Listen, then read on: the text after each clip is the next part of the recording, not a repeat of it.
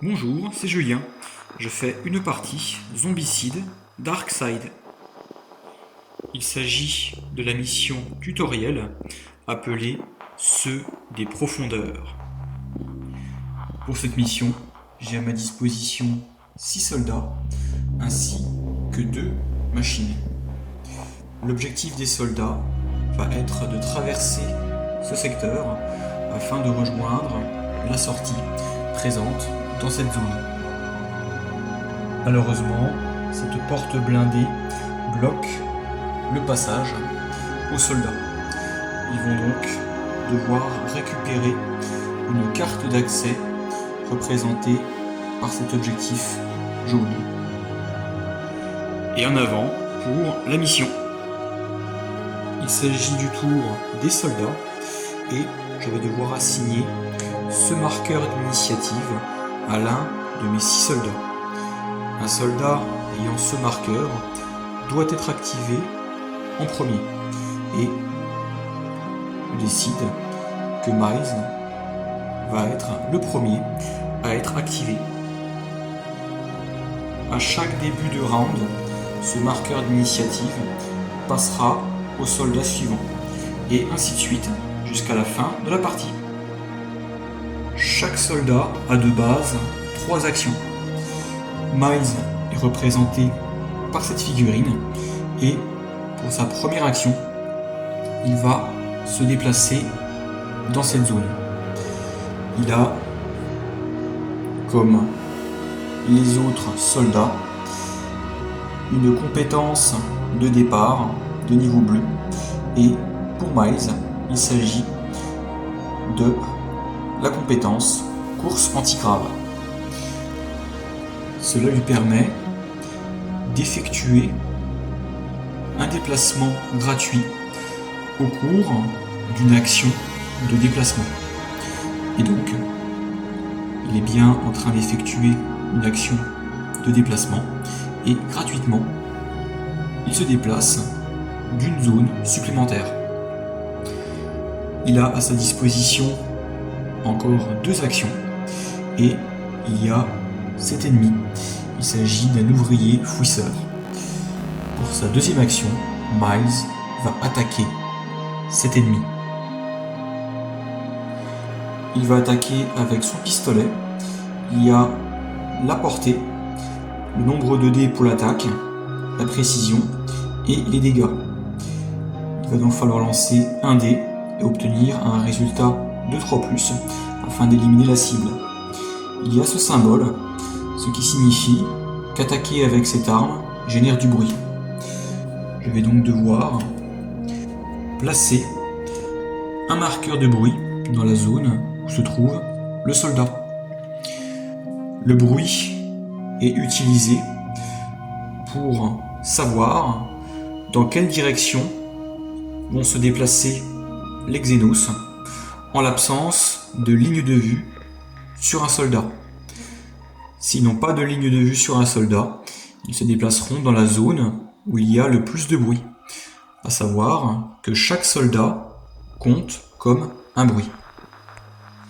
Et donc, je dois lancer un dé et il me faut au moins un résultat de 3 ou plus afin d'avoir un succès. C'est le cas. Sachant que les ennemis de type ouvrier n'ont qu'un seul point de vie, une arme avec une valeur de dégâts de 1 est suffisante pour éliminer la cible.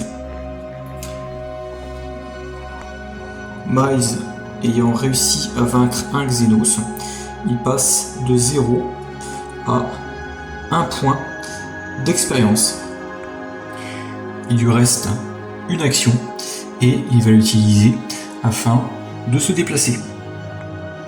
J'ai placé ce marqueur sur la fiche du soldat afin de représenter qu'il a terminé son activation. À présent, je peux activer l'un des 5 soldats restants dans l'ordre de mon choix. Et je décide de passer à l'activation de Miranda, représentée par cette figurine. Et il y a dans la zone de départ de l'équipe 2 objectifs. Il s'agit d'appareils de télécontrôle. Les appareils permettent de diriger soit le robot vengeur, soit la sentinelle massue. Pour sa première action, Miranda va récupérer cet objectif. Cela lui permet de gagner 5 points d'expérience et grâce à cet appareil de télécontrôle, elle pourra actionner cette sentinelle massue. Et cet appareil est placé au niveau de sa fiche de personnage et elle gagne 5 points d'expérience. À présent, pour sa deuxième action, Miranda va ordonner à cette sentinelle massue d'attaquer ce tank fouisseur. Tout d'abord, il faut placer un marqueur d'activation à côté de la machine. Si lors du tour des Xenos, une machine n'a pas de marqueur d'activation, les Xenos ignoreront la machine, ne pourront pas se déplacer et attaquer la machine. Mais si il y a la présence d'un marqueur d'activation, la machine sera prise pour cible de façon normale. Il s'agit d'une attaque dans une zone d'ombre et il est difficile de voir dans de telles conditions. Un soldat dans une zone d'ombre ne peut voir que dans sa propre zone. Toutefois, il y a quelques exceptions. Les soldats ont la possibilité de fouiller afin de récupérer de l'équipement permettant de tracer des lignes de vue dans les zones d'ombre. Il y a des armes prototypes. Ces armes permettent de tracer des lignes de vue dans les zones d'ombre. Et il y a les machines comme le robot vengeur ou bien la sentinelle massue. Et ces machines n'ont pas de restriction de ligne de vue. La sentinelle massue est donc éligible pour attaquer. La portée est respectée. Il faut lancer 3 dés, obtenir un résultat de 3+, afin d'avoir un succès. Et il y a 2 dégâts. J'obtiens 3 succès, ce qui est largement suffisant pour éliminer le tank fouisseur. La sentinelle massue ayant réussi à éliminer le tank, sachant que c'est Miranda qui a donné l'ordre à la machine d'attaquer, c'est elle qui a obtenu 1 point d'expérience. Et donc, pour sa 3e action, elle se déplace. Elle passe à l'activation de Drake, et pour sa première action, il va récupérer cet objectif. Il s'agit d'un appareil de télécontrôle pour le robot vengeur. S'agissant d'un objectif, il gagne 5 points d'expérience.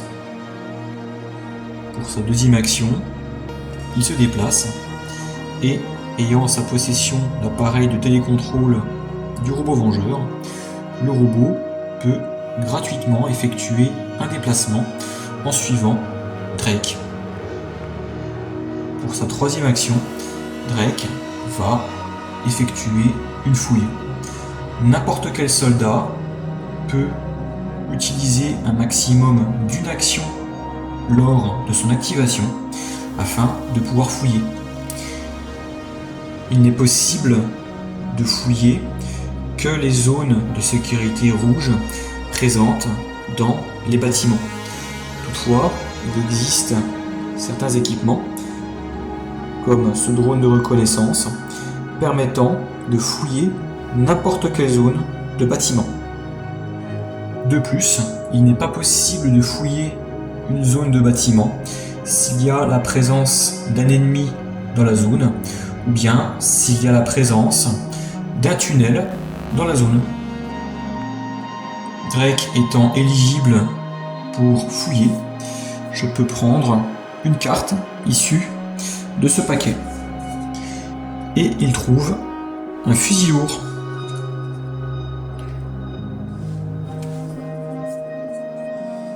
Et je peux gratuitement réorganiser mon inventaire car le soldat vient de fouiller. Et donc, le pistolet va venir dans cette réserve. Il s'agit du sac à dos du soldat.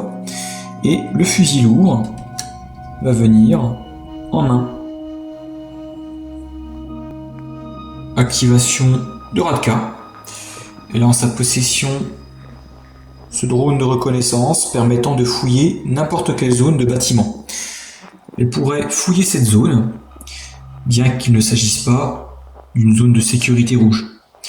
Toutefois, pour sa première action, je décide qu'elle va se déplacer dans cette zone, et pour sa deuxième action, elle va fouiller. Et sa compétence de niveau bleu est fouille de cartes. Je peux donc prendre 2 cartes de fouille. La première, elle trouve une masse. Et la deuxième carte, il s'agit d'un minigun avec cette compétence intensification à distance. Et donc, j'ai réorganisé l'inventaire de Radka, j'ai retiré le pistolet ainsi que la matraque électrique afin de placer le minigun ainsi que la masse en main.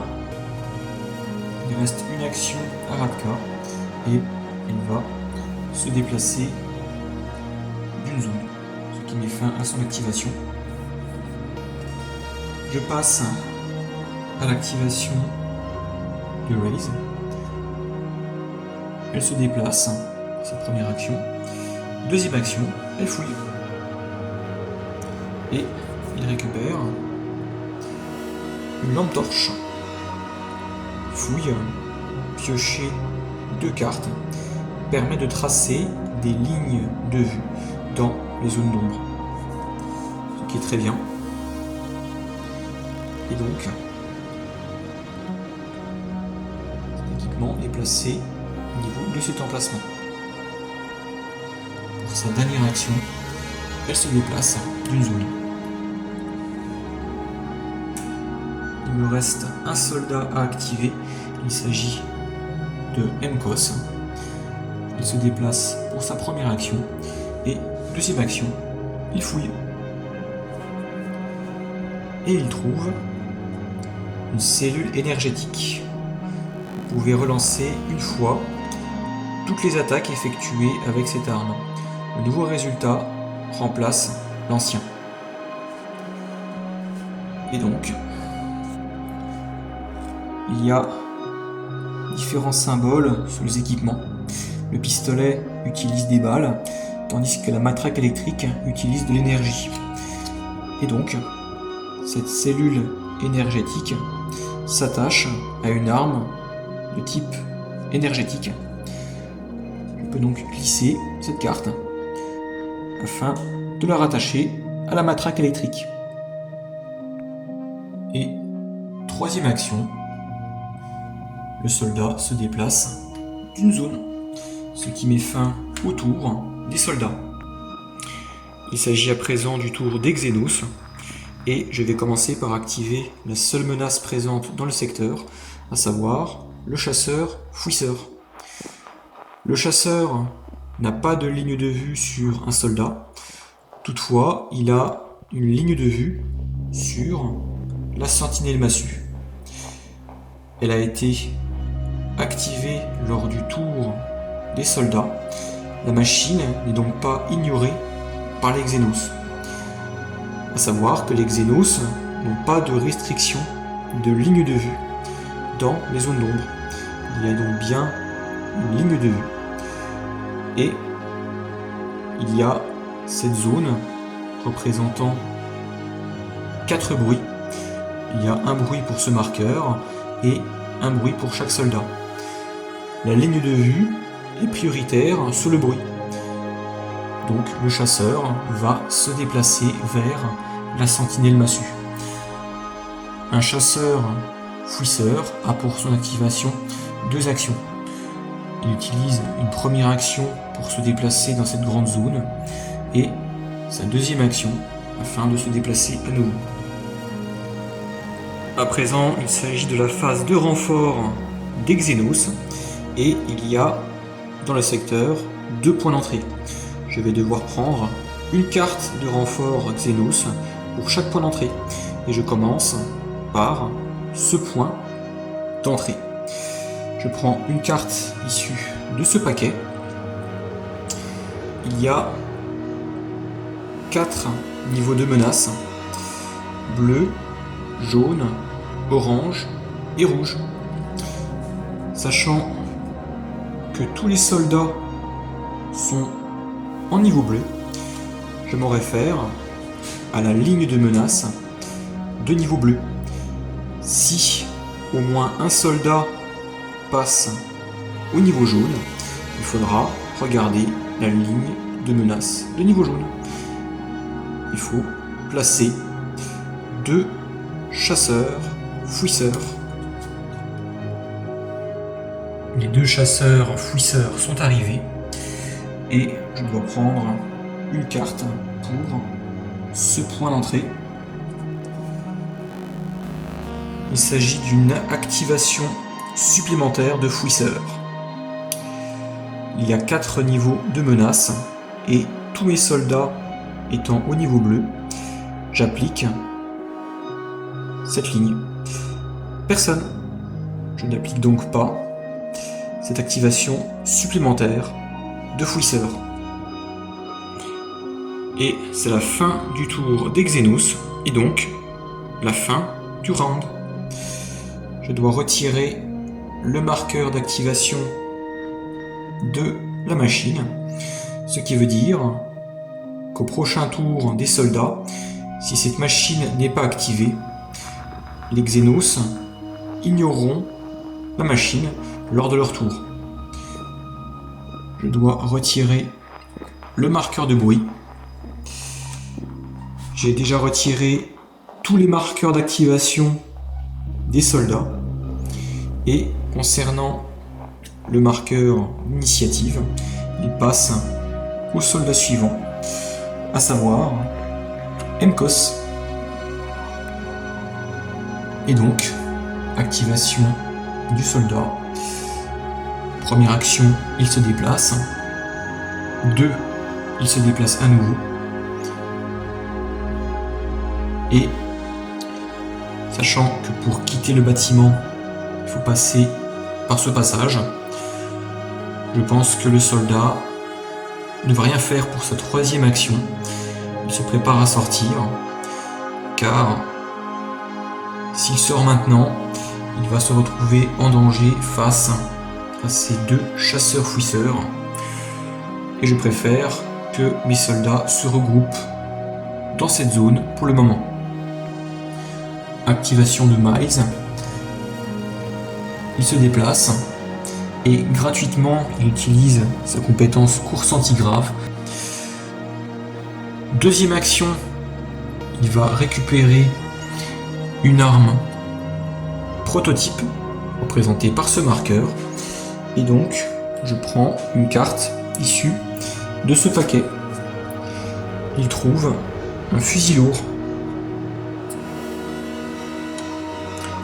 L'avantage d'une arme prototype est qu'il est possible de tracer des lignes de vue dans les zones d'ombre. Toutefois, l'inconvénient est qu'il est nécessaire d'attacher une cellule énergétique afin de pouvoir être utilisée. Et donc, pour le moment, cette arme va venir dans le sac à dos de Miles. La récupération d'une arme prototype n'étant pas considérée comme une action de fouille, Miles peut récupérer la 2e arme prototype pour sa 3e action. Et il récupère un SWO AR. Cette arme peut être utilisée aussi bien en mêlée qu'à distance. Et l'arme est placée dans le sac à dos. Radka. 1, 2, et en troisième action, elle peut fouiller cette pièce de bâtiment. Il ne s'agit pas d'une pièce de sécurité rouge, mais grâce à son drone de reconnaissance, elle peut fouiller n'importe quelle zone de bâtiment et elle obtient 2 cartes. Il s'agit de balles en pagaille. Vous pouvez relancer une fois toutes les attaques effectuées avec cette arme. Le nouveau résultat remplace l'ancien. Et la deuxième carte, il s'agit d'un pistolet. Raise. 1, 2. Et en troisième action, elle va effectuer un échange avec Radka, se trouvant dans sa zone. Le minigun est une bonne arme, mais la portée d'attaque est de 1 à 3 zones. Il n'est donc pas possible d'attaquer une cible se trouvant dans la même zone que le soldat. Or, Raze a cette compétence de niveau bleu à bout portant. Elle peut donc ignorer cette contrainte de distance. Il pourrait donc utiliser le minigun dans sa zone. Je vais donc procéder à cet échange. Et donc Raze récupère le minigun ainsi que des balles en pagaille. En combinaison à la lampe torche, il n'a pas de contrainte de ligne de vue dans les zones d'ombre, en plus de pouvoir piocher 2 cartes au lieu d'une lors d'une fouille. Et sa compétence à bout portant lui permet de pouvoir tirer avec le minigun dans sa zone. Radka, quant à elle, a récupéré son pistolet et elle conserve la masse afin d'être efficace en mêlée. Miranda, 1, 2, 3 et Drake, 1, 2, 3 et la machine suit automatiquement le soldat. Ce qui met fin au tour des soldats. Il y a 3 menaces présentes dans le secteur. Ces 2 chasseurs-fouisseurs ayant 2 actions.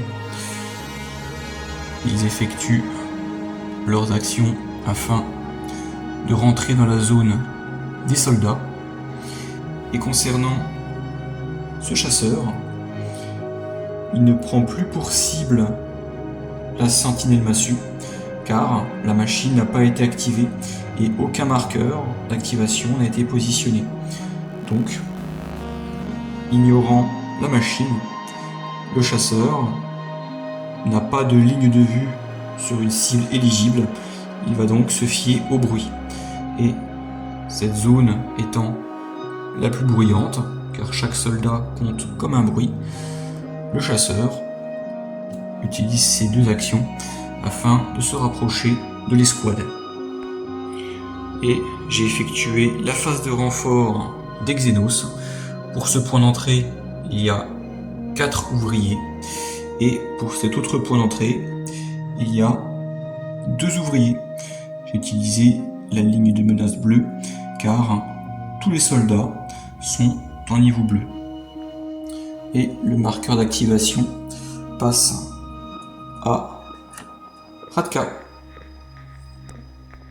L'escouade est menacée par 2 chasseurs-fouisseurs et donc Radka va tenter de les éliminer grâce à sa masse. Il y a 3 dés sur du 3+. Toutefois, grâce au pistolet, cela permet d'ajouter plus 1 dé à une arme de mêlée équipée. Il y a donc 4 dés sur du 3+.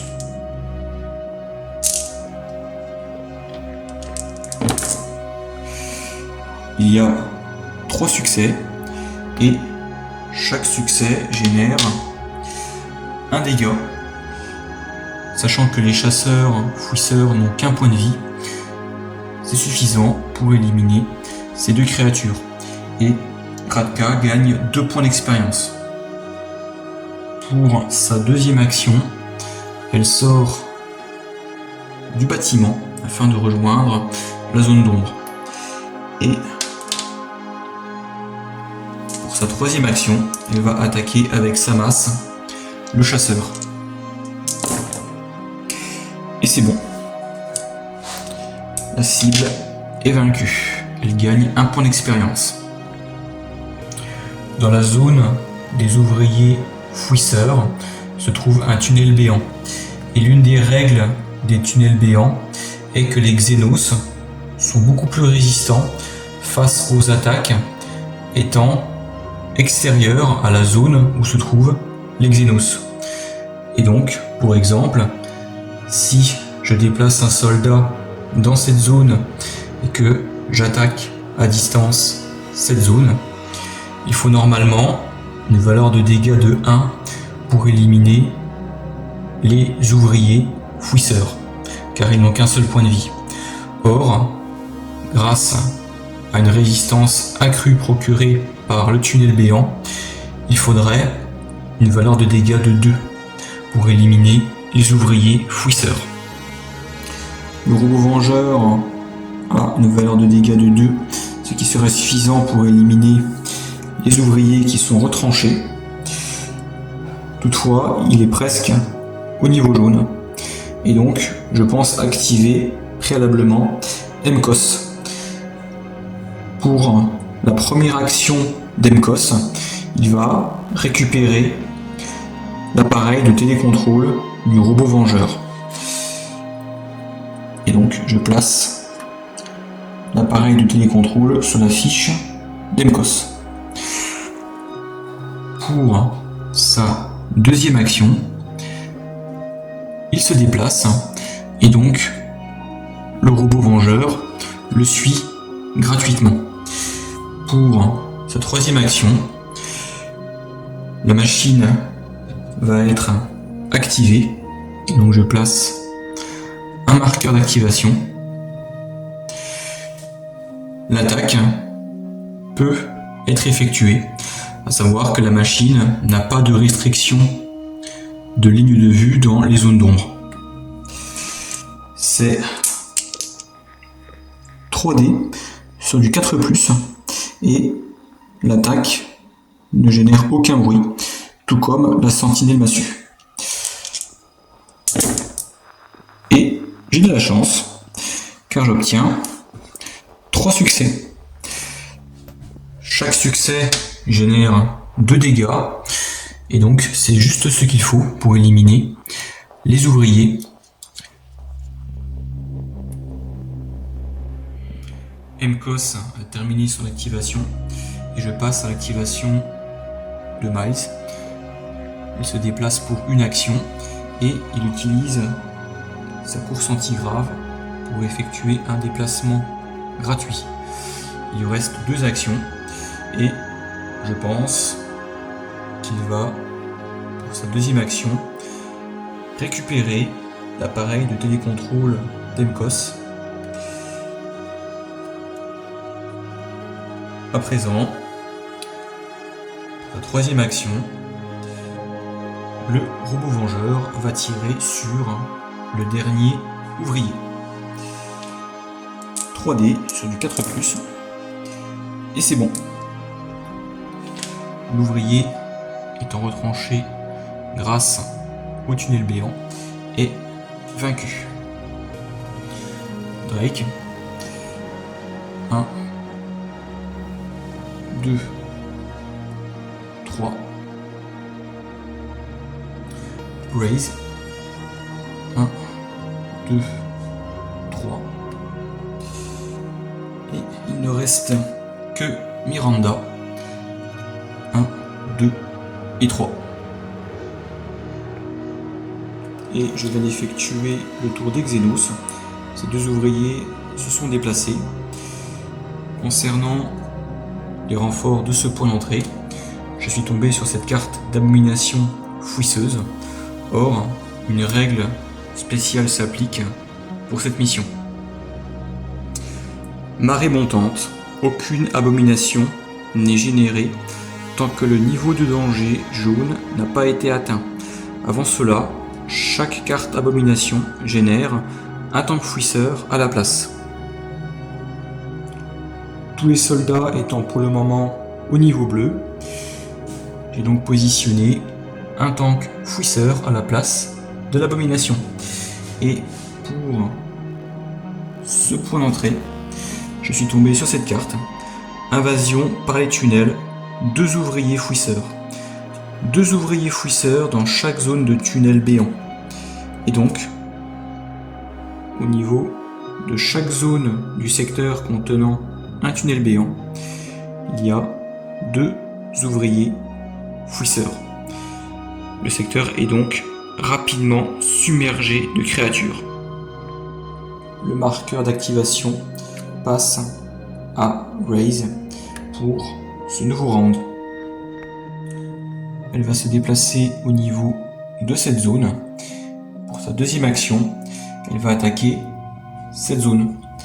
Sachant qu'elle est équipée d'une lampe torche permettant de tracer des lignes de vue dans les zones d'ombre, elle peut attaquer avec son minigun avec une portée de 1 à 3 zones. Elle peut même se permettre d'attaquer si besoin à bout portant. Ces 4 dés sont du 4+, et l'attaque génère du bruit, représenté par ce symbole. Je vais donc placer un marqueur de bruit. Et donc, j'effectue l'attaque. Il y a 2 succès, ce qui est suffisant pour éliminer les 2 ouvriers. Et sachant qu'il n'y a pas de tunnel béant dans la zone ciblée, les Xénos ne sont pas plus résistants. Et donc, une attaque avec une valeur de dégâts de 1 est suffisant pour éliminer les créatures. Elle a gagné 2 points d'expérience en ayant éliminé les 2 ouvriers. Et pour sa 3e action, elle se déplace au niveau de cette zone. Et même si ces 2 ouvriers se déplacent vers elle, grâce à sa compétence à bout portant, elle pourra tenter à son activation de les éliminer. Drake, 1, 2, et en 3e action, il récupère l'objectif. Il s'agit de la carte d'accès permettant d'ouvrir la porte blindée jaune. Je considère que c'est un objet pouvant être échangé entre les soldats. Et donc, je place ce marqueur d'objectif au niveau de la fiche du soldat. La récupération de cet objectif permet au soldat de récupérer 5 points d'expérience. Il est donc passé de 5 points d'expérience à 10 points d'expérience. Drake est à présent au niveau jaune et ce marqueur a été placé au niveau de la compétence de niveau jaune plus une action. À présent, Drake a 4 actions pour son activation. Il en a déjà dépensé 3 pour cette activation et donc pour sa 4e action, il revient dans cette zone. Activation de Miranda, et je décide que pour sa première action, elle va utiliser la sentinelle massue afin de se débarrasser de ces 2 ouvriers fouisseurs. Je vais donc placer un marqueur d'activation à côté de la machine. Elle peut utiliser la sentinelle massue car elle a toujours en sa possession cet appareil de télécontrôle. Et donc c'est 3D sur du 3+, et l'attaque ne génère aucun bruit. Il y a 2 succès. Toutefois, ces 2 ouvriers fouisseurs sont beaucoup plus résistants grâce au tunnel béant. Il faut donc des attaques ayant au moins une valeur de dégâts de 2 pour les vaincre. Et la sentinelle massue a bien 2 dégâts. Les 2 ouvriers sont donc éliminés. La sentinelle massue ayant éliminé 2 Xenos, c'est Miranda qui obtient les 2 points d'expérience, car c'est elle qui a ordonné à la machine d'attaquer. Elle passe donc de 6 points d'expérience à 8. Étant au niveau jaune, elle déverrouille cette compétence de niveau jaune plus une action. Elle aura, tout comme Drake, 4 actions pour son activation. Pour le moment, elle n'a utilisé qu'une seule action et il lui reste 3 actions. Elle va se déplacer. 1, 2 et 3. Elle rentre dans le bâtiment. Activation de Radka.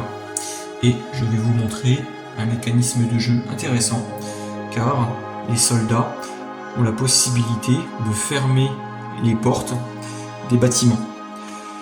Il s'agit d'une action gratuite et seules 5 portes peuvent être fermées dans un secteur. Les portes fermées sont normalement représentées par ce type de marqueur, mais j'ai décidé de positionner une porte de la sorte. Et donc, cela permet de ralentir la progression des Xenos. Pour exemple, lorsque ces 2 ouvriers fouisseurs arriveront au niveau de cette zone, ils devront par la suite sacrifier leur activation afin de détruire la porte, ce qui permet de faire gagner un peu de temps aux soldats.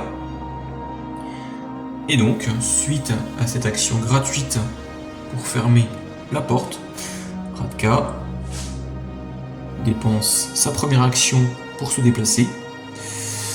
2 et 3. Je passe à l'activation d'Emkos. 1, 2 et 3. Et enfin, Miles. Première action, il se déplace. Le robot le suit gratuitement. 2 et 3.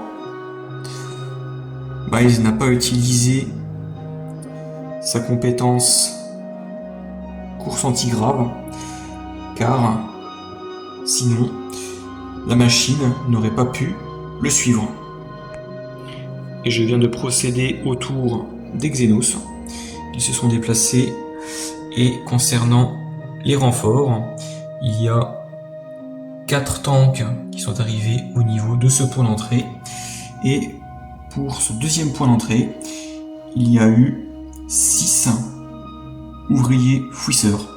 Il s'agit de la ligne de menace jaune, car il y a au moins un soldat minimum qui est au niveau jaune. L'initiative revient à Miranda et elle va se déplacer pour sa première action afin d'être en contact des ouvriers. Elle va attaquer avec sa matraque électrique 2D et grâce à son pistolet, elle a un dé bonus pour un total de 3 dés d'attaque sur du 5+. Il n'y a pas de succès. Troisième action, elle attaque à nouveau. Un succès, donc un ouvrier est vaincu. Ça lui fait un point d'expérience et ayant atteint le niveau jaune, elle a une action supplémentaire et donc quatrième action, elle attaque à nouveau. Il y a un succès et c'est bon. Donc les menaces sont vaincues dans la zone. Drake, il a 4 actions étant au niveau jaune. 1, 2, 3, 4. Et ayant en sa possession l'objectif jaune, qui est la carte d'accès permettant de déverrouiller la porte blindée. Sachant qu'ouvrir une porte est une action gratuite, la porte va pouvoir être ouverte. La porte étant ouverte, je vais procéder à l'activation de tous les autres soldats. Et je viens d'achever l'activation de tous les soldats. Ils se rapprochent de la sortie et une action gratuite a été effectuée afin de fermer cette porte pour ralentir la progression d'Xenos. Fin du tour d'Xenos et le secteur commence à grouiller de créatures.